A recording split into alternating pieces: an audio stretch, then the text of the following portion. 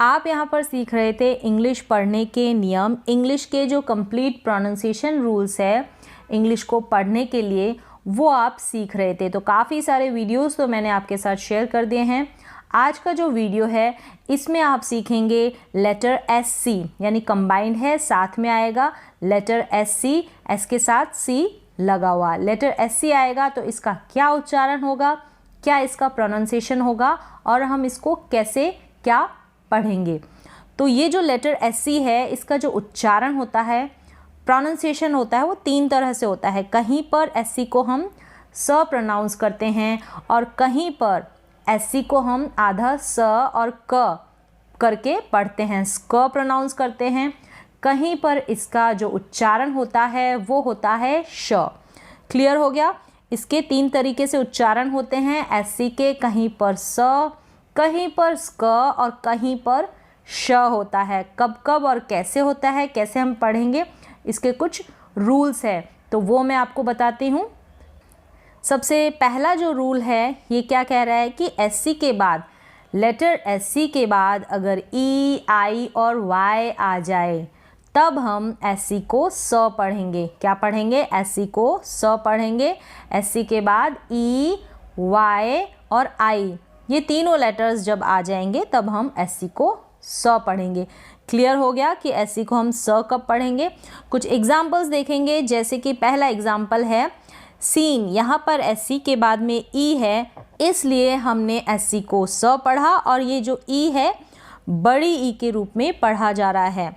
Scene और जो ये एन है, एन के लिए न पढ़ा जा रहा है। सीन और लास्ट में ई आता है तब हम उसका उच्चारण ई करके नहीं करते हैं।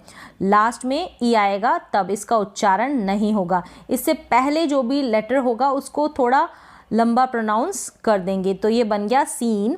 सीन का मतलब है दृश्य या नज़ारा। नेक्स्ट स्पेलिंग है एस सी के बाद आई आया है, इसलिए हम एस सी को स पढ़ेंगे और आई का उच्चारण यहाँ पर आई हो रहा है। साइंस, क्या बन गया ये?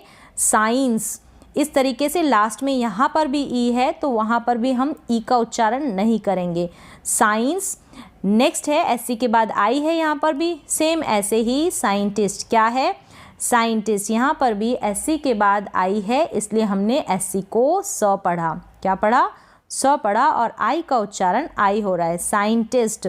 लास्ट में जो एस टी है इसका उच्चारण स्ट करके होगा, इसका उच्चारण स्ट करके होगा। इस तरीके से आप एस टी की काफ़ी सारे स्पेलिंग्स की प्रैक्टिस कर सकते हैं और इसका उच्चारण सीख सकते हैं। साइंटिस्ट। नेक्स्ट है फैसिनेट। क्या है? फैसिनेट। ये जो एफ है इसका उच्चारण फ हो रहा है। यहाँ पर एस सी के बाद आई है, इसलिए हमने इसको पढ़ा स, क्योंकि एस सी के बाद क्या है? आई है, इसलिए हमने स पढ़ा। फैसिनेट। क्या हो गया? फैसिनेट का मतलब है आकर्षित करना। लास्ट में ई है, इसका उच्चारण नहीं होगा। तो इस तरीके से आपको काफ़ी सारे स्पेलिंग्स की प्रैक्टिस करनी पड़ेगी। नियम के साथ साथ अगर आप प्रैक्टिस करते हैं कंप्लीट प्रोनाउंसिएशन सीखने के साथ, तभी आपको इंग्लिश को पढ़ने में ज़्यादा परेशानी नहीं होगी। नेक्स्ट है डिसेंड। क्या है? डिसेंड। डी को ड पढ़ रहे हैं। एस सी के बाद क्या है? ई है, इसलिए हम इस एस सी को स पढ़ेंगे। डी को ड पढ़ा जा रहा है लास्ट में भी और शुरुआत में भी, इसलिए ये जो ई है ये छोटी ई के रूप में पढ़ा जा रहा है। डिसेंट।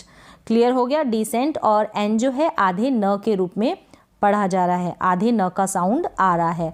डिसेंट का मतलब होता है नीचे उतरना। डिसेंट का मतलब नीचे उतरना। नेक्स्ट वर्ड है डिसिप्लिन। क्या है? डिसिप्लिन। डिसिप्लिन का मतलब अनुशासन। तो यहाँ पर भी एस सी के बाद आई है। क्या है? एस सी के बाद आई है, इसलिए हमने एस सी को स पढ़ा और फिर पी का प प्रोनाउंसिएशन होता है। पी का प प्रोनाउंसिएशन हो रहा है। यहाँ पर पी एल को साथ में पढ़ेंगे तो प्ल बनेगा। क्या बनेगा? प्ल। तो डिसिप्लिन। क्या हुआ? डिसिप्लिन। क्लियर हो गया। ये स्पेलिंग आप याद भी कर सकते हैं प्रोनाउंसिएशन के साथ। इसी तरीके से आप इसकी लिखने की भी प्रैक्टिस कर सकते हैं। नेक्स्ट है सीजर्स। क्या है? सीजर्स। यहाँ पर भी एस सी के बाद क्या है? आई है। एस सी के बाद आई है, इसलिए जब भी एस सी आता है तब हम एस सी को स पढ़ते हैं। सीजर्स मतलब कैंची। ये है डिसिप्लिन, ये है डिसेंट और फैसिनेट, साइंटिस्ट और साइंस, ये है सीन। इन स्पेलिंग्स की आप प्रैक्टिस कर सकते हैं। अगर आपको ये रूल क्लियर हो गया होगा तो आप इजीली इन स्पेलिंग्स को पढ़ पाएंगे, तो कभी कंफ्यूज नहीं होंगे कि एससी को हम स कब और कैसे कहाँ पढ़ें। नेक्स्ट जो रूल है उसमें क्या है कि एससी के बाद क्या है, ए ओ और यू। क्या ए ओ और यू आएगा या फिर व्यंजन मतलब कि कॉन्सोनेंट, तब हम एससी को स्क पढ़ेंगे। कहीं पर हम स पढ़ रहे हैं और कहीं पर स्क, तो आप रूल समझ जाएंगे तो पढ़ने में आपको परेशानी नहीं होगी। ये है जैसे एससी के बाद क्या है, ओ है। नियम कह रहा है कि अगर ओ आएगा, ए आएगा और यू या फिर कोई भी कॉन्सोनेंट, तब हम एससी को स्क पढ़ेंगे। तो यहाँ पर एससी को हमने पढ़ा स्क क्योंकि एससी के बाद है ओ, इसलिए तो ये बन गया स्कोर। और आर का र उच्चारण हो रहा है और लास्ट में ई है, इसको हम प्रोनाउंस नहीं करेंगे, इसको नहीं पढ़ेंगे, ई करके नहीं पढ़ेंगे। तो स्कोर का मतलब होता है अंक। और यह है स्क्रॉल, स्क पढ़ रहे हैं, एससी को स्क पढ़ रहे हैं क्योंकि आर है इसके बाद में। आर क्योंकि आर क्या है, कॉन्सोनेंट है, व्यंजन है, इसलिए हमने एससी को स्क पढ़ा। स्क्रॉल बन गया, डबल एल को ल पढ़ा जाता है, ऊपर नीचे करना उसको कहते हैं स्क्रॉल। नेक्स्ट वर्ड है रेस्क्यू। क्या है, रेस्क्यू। एससी को स्क पढ़ा क्योंकि इसके बाद में क्या है, यू है। तो इसमें क्या बताया कि ए ओ और यू ये तीनों आएंगे या फिर व्यंजन, तब हम एससी को स्क पढ़ेंगे। बार बार रिपीट कर रही हूँ ताकि आपको ईजिली याद हो जाए, दोबारा से इस रूल को सीखने की और पढ़ने की ज़रूरत ना पड़े। रेस्क्यू का मतलब होता है बचाव। क्या होता है, बचाव। तो यहाँ पर ई का उच्चारण नहीं हो रहा है, रेस्क्यू यू तक ही हो रहा है। नेक्स्ट है स्केयर। क्या है, स्केयर। यहाँ पर एससी के बाद में ए है, लेटर ए है, इसलिए हमने एससी को स्क पढ़ा। क्या पढ़ा, स्क। स्केयर मतलब डराना। नेक्स्ट स्पेलिंग है स्क्रिप्ट। क्या है, स्क्रिप्ट। यहाँ पर भी एससी के बाद में आर है, इसलिए हमने एससी को स्क पढ़ा। क्या पढ़ा, स्क पढ़ा।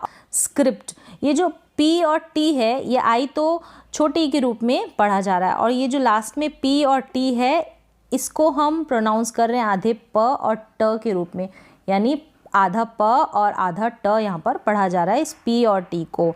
स्क्रिप्ट क्या हुआ, स्क्रिप्ट। नेक्स्ट है स्क्रीन। क्या है, स्क्रीन। यहाँ पर भी एससी को हम स्क पढ़ रहे हैं क्योंकि इसके बाद में आर है, इसलिए हमने पढ़ा स्क्र।